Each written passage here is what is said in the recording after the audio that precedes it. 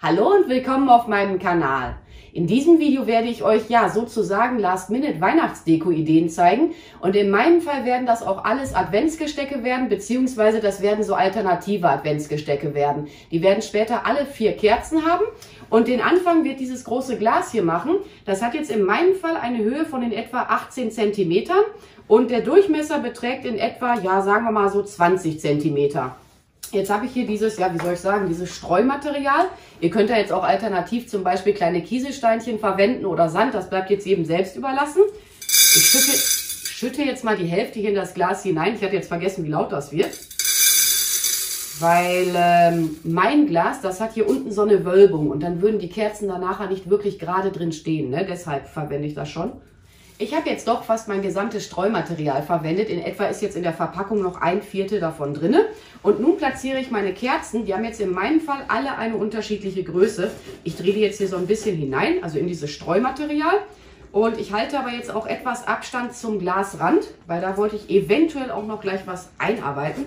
Bin ich mir aber jetzt an dieser Stelle noch nicht ganz so sicher, ob ich das machen werde. Ich glaube, ihr müsst hier noch ein bisschen rüber. Ja, und wer möchte, der kann jetzt auch das übrig gebliebene Streumaterial hier noch hineinstreuen und das werde ich jetzt auch machen. Die Kerzen, die könnt ihr dann einfach immer mit so einem alten Pinsel mal sauber machen. So mache ich das auch immer. So, okay. Jetzt kann man darüber nachdenken, ob man noch zum Beispiel, jetzt wollte ich schon Tilansien sagen, ob man noch zum Beispiel Islandmoos einfach hier oben drauf legen möchte. Ich hatte dieses Islandmoos hier gerade schon mal angehalten, passt jetzt meiner Meinung nach farblich da nicht hinein. Ihr könntet auch ganz normales Plattenmoos verwenden. Oftmals hat man ja auch sehr viel Moos in seinem Garten. Und meine Mutter hatte mir irgendwann mal diese Mischung hier mitgebracht mit Zapfen und mit Islandmoos und noch irgend so ein Streumaterial.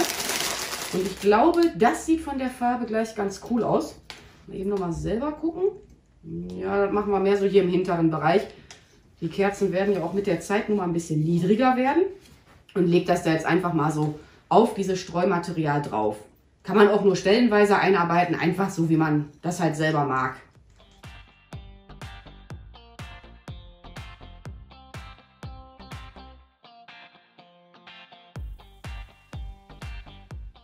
Wer möchte, der kann in seinem Glas auch noch ein paar Deko-Elemente platzieren. Ich werde diese Sterne verwenden und Lerchenzapfen.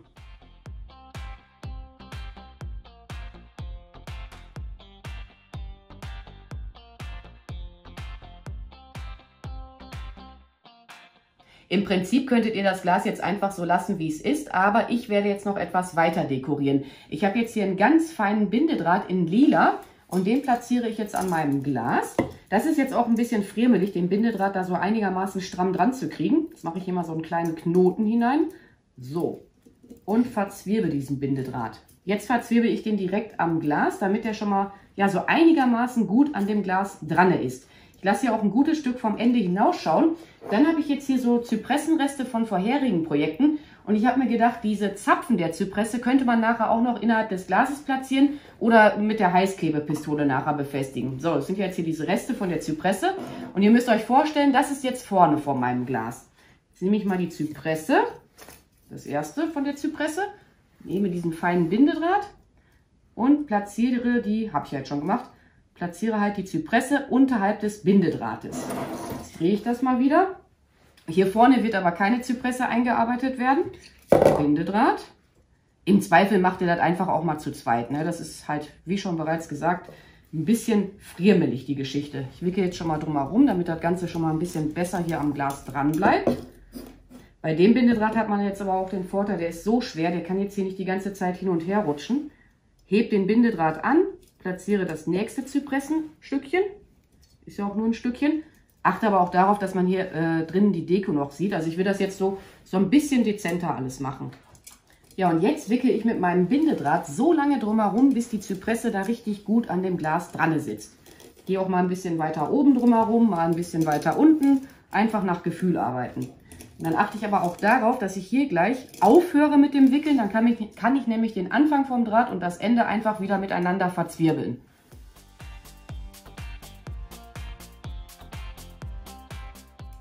Den Bindedraht schneide ich jetzt ab und verzwirbe den halt mit dem anderen Bindedraht.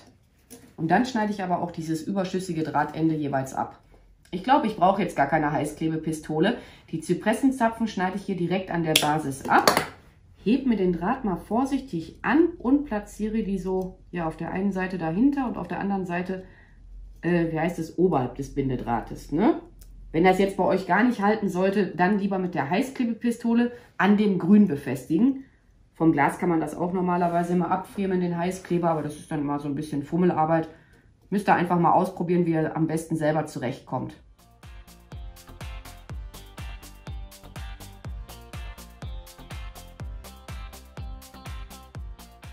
Dieses Glas ist jetzt fertig gestaltet und dann komme ich mal zur nächsten Idee. Beim nächsten Projekt werde ich 4 alte Tontöpfe verwenden und die haben jetzt in meinem Fall eine Höhe von etwa 11 cm und der Durchmesser im oberen Bereich beträgt in etwa 13 cm. Wenn eure Tontöpfe jetzt auch so ein Abzugsloch haben sollten, einfach da unten Stein platzieren oder ein bisschen Papier, ne, was auch immer. Und die werden jetzt mit Kakteengranulat befüllt werden. Alternativ könnt ihr auch einfach Sand oder kleine Kieselsteinchen verwenden. Bei denen hier habe ich jetzt schon ein bisschen vorgearbeitet. Und ich verwende da jetzt richtig altes Kakteengranulat. Da ist auch noch teilweise so ja, Blähton mit drin. Und befülle die Tontöpfe bis in etwa, ja, wartet, ich wollte es nochmal abmessen für euch. Ja, bis so in etwa 3 cm unterhalb des oberen Randes. Ja, also nicht bis ganz nach oben hin oder vielmehr nicht bündig bis oben hin befüllen. Aber wie schon gesagt, ne, das ist jetzt ganz, ganz altes Kakteengranulat. Da sind auch noch Wurzeln von irgendwas drin. Ich weiß das selber schon nicht mehr, wovon das war. Oder das war irgendwas, was ich bei meiner Mutter mal platziert hatte. Keine Ahnung. So, wie viel Platz habe ich jetzt hier oben noch? Ich glaube, ich habe ja so 3 cm in etwa. Wenn es ein bisschen mehr oder weniger ist, ist auch nicht so schlimm. Hier muss ich nachher noch nacharbeiten. Aber die anderen 3 Tontöpfe werde ich nachher im, im Zeitraffer erstellen. Ich werde euch jetzt nur Step by Step hier diesen ersten zeigen. So, wo haben wir denn jetzt hier Kerze Nummer 1? Die kann man ja eigentlich überall kaufen, ne? Diese Kerzen mit 1, 2, 3, 4. Was ich auch mal im Gartencenter gesehen habe, es gibt da jetzt so Wachsstifte. Dann kann man das selber mit Wachs da drauf schreiben. Die waren mir aber jetzt ehrlich gesagt auch zu teuer. So, jetzt gucke ich mal, ne? So möchte ich jetzt meine Kerze haben. Und diese Kerze wird jetzt mit Curly Moos bzw. Tilansien umwickelt werden. Einige kennen das auch unter dem Namen Dschungelmoos. Ihr könntet jetzt auch Plattenmoos verwenden, Islandmoos könnte man jetzt auch nehmen, werde ich jetzt nicht machen, weil ich das jetzt gerade schon verwendet hatte. Ja, ne? Da braucht man jetzt normalerweise auch keinen Bindedraht für, deswegen solltet ihr halt nach oben hin so ein bisschen Platz lassen. Dann kann man dieses Moos oder Curly Moos in meinem Fall einfach da so ein bisschen hineinstopfen. So, es kann aber jetzt ruhig noch ein bisschen plüschiger sein, nehme das auch etwas mal auseinander, dass das ruhig so ein bisschen über diesen, Topfrand hängt. Ja, und dann kann man sich letzten Endes Gedanken machen, wie man das jetzt weiter dekorieren möchte.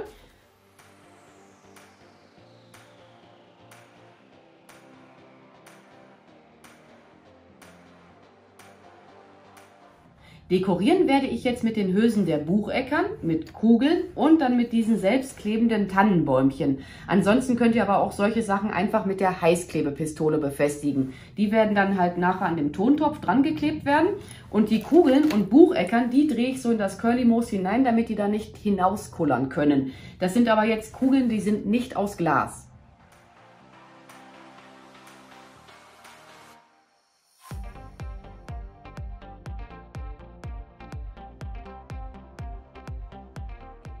Noch mehr werde ich jetzt an den Blumentöpfen nicht dekorieren und dann komme ich jetzt mal zur Deko-Idee Nummer 3.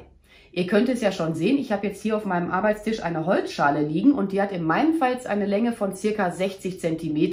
Die Breite beträgt in etwa 18 cm. Und mir ist jetzt gerade noch was zu den Tontöpfen eingefallen. Man könnte da jetzt auch super diese Kugeln mit Draht einarbeiten. Dann kann man den Draht einfach in das Substrat hineinstecken und somit können sie dann auch nicht hinauskullern. Aber die gefiel mir jetzt von der Farbe her nicht wirklich. Und dann machen wir jetzt hier aber mal die Holzschale. Habe jetzt hier Tannengrün liegen. Das ist jetzt in meinem Fall Nordmann-Tanne. Ich hätte jetzt schon fast Nobilis gesagt. Schneide ich mir hier mal eben ein paar Sachen ab von der Tanne. Das sind jetzt auch noch so Reste, die übrig geblieben sind. Das Gummiband, was da immer dran ist bei dem Tannengrün, das hebe ich immer auf. Das tun wir mal, ja, ich tue es jetzt mal einfach hier auf den Boden. Und dann werde ich aber jetzt als erstes hier meine Kerzen platzieren. In meinem Fall sind das jetzt Duftkerzen.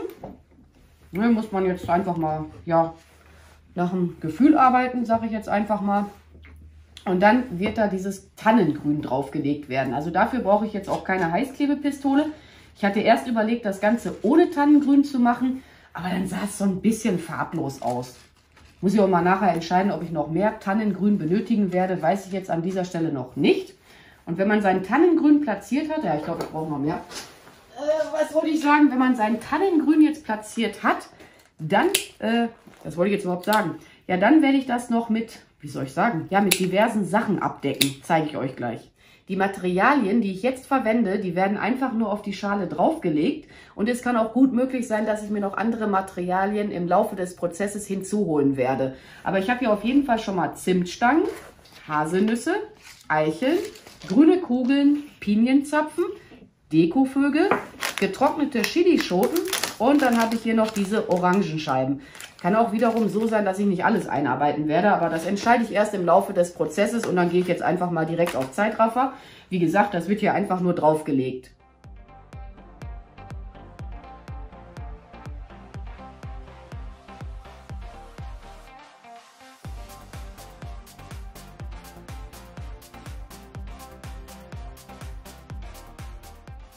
Das Einzige, was ich jetzt noch zusätzlich eingearbeitet habe, sind hier diese kleinen Sterne. Ich werde mich jetzt auch an dieser Stelle mal bei euch verabschieden. Vielleicht könnte ich ja dem einen oder anderen von euch ein paar Anregungen, Inspiration mit auf den Weg geben. Ich bedanke mich fürs Zuschauen. Macht's gut, eure Pink Peach. Bye!